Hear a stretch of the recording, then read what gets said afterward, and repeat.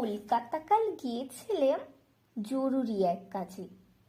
তার ছিঁড়ে ট্রেন আটকে গেল হঠাৎ পথের মাঝে।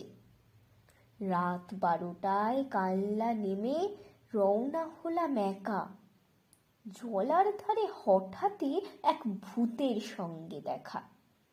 ভূত বললে, দাঁড়া, তোর এমন সুযোগ কি আর পাবো? এক্ষুনি তোর ঘাড় মোটকে রক্ত চুষেই খাবো।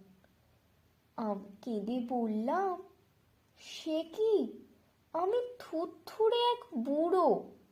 আমার দেহে রক্ত শীতল, ঠান্ডা বরফ পুরো।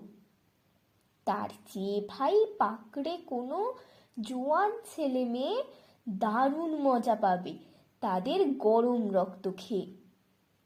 ভূত বললে, হোক ঠান্ডা, করবো তোকেই সাবার। ইচ্ছে আমার হচ্ছিল আজ খুব কোল্ড ড্রিঙ্কস খাবার।